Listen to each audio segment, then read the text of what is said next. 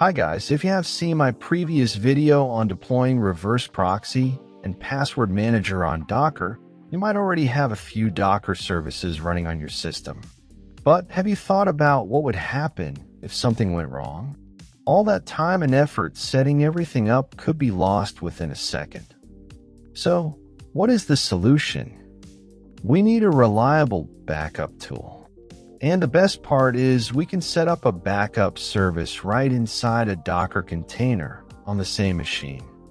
There are several self-hosted options, but today we are going with Duplicati. It is a great choice because it comes with a user-friendly web interface, making it super easy to set up and configure. This tool will not only back up your Docker volumes, but also lets you add any files or directories you want to back up. I will be using this myself and see how well it can take backup and restore. So I will break this video into different parts. First, we will self-host and configure Duplicati for backups. Then I will test the backup by intentionally deleting some data to create a recovery scenario. By then, you will know exactly how to redeploy your containers on a new VM. So let's get started. In Google, search for Docker Hub.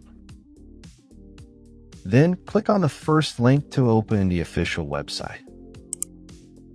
Here, I will search for Duplicati. Among all these options, we will be using this Docker image from linuxserver.io. Let's click on it. For reference, we will keep this page open while setting up the Docker Compose file. Now let's switch to Visual Studio Code. Here we have a dedicated directory for Docker volumes. And also there are two existing directories for Nginx and Vault Warden, each with its own Docker Compose file. Now we will create a new directory for Duplicati. Inside it, let's create the docker compose.yml file. Now we will start preparing it. First, we will type services followed by a colon. In the next line, add 2 spaces. Then we need to mention the service name. I will name it Duplicati. Now let's specify the Docker image. For that, we will type image followed by a colon. Then we need to go back to the Docker Hub. Here, simply copy the image name. Once copied, paste it in the Docker Compose file. Next, we can add the container name. For that, mention container_name, followed by a colon. I will use Duplicati to keep things organized. Now let's set up our environment variables. First, set the PUID to 0. Then do the same for PGID. This ensures Duplicati has root permissions so that it can have full access to all files and directories, avoiding any permission issues while creating backups. Next, we also need to set the time zone. This makes sure Duplicati takes proper backups at scheduled time. Next, let's configure the volumes.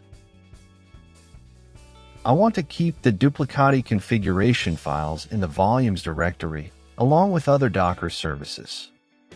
For that, let's copy the volumes path from another Docker Compose file.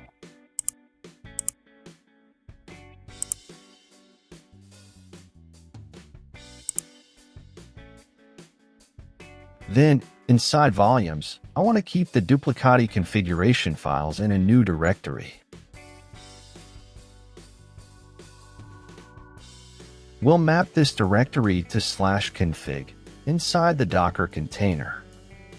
Now, I'm going to make a dedicated directory on our network drive to store all the backups. For that, let's go to Terminal. Then, navigate to the network drive. Here, we will create a directory named Docker Backups. Now let's navigate to the new directory we created.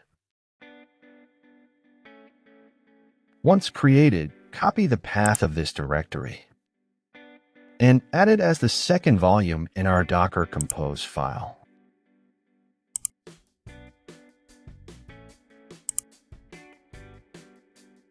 Now we will map it to /backups. This gives us a secure and dedicated space for Duplicati to store all the backup files. Now we will specify a source directory from where the data will be backed up. As the third volume, I will use my existing volume directory.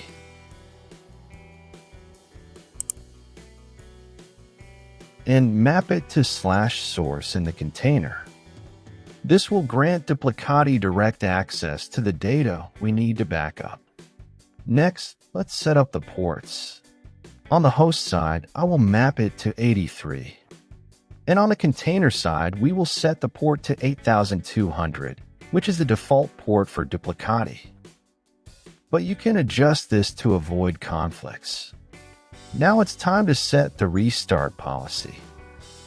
We will set it to unless stopped. This ensures that the container will restart unless we are manually stopping it.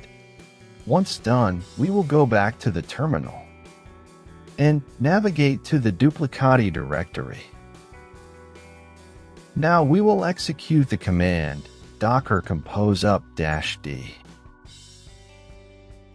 This command will pull the Duplicati image.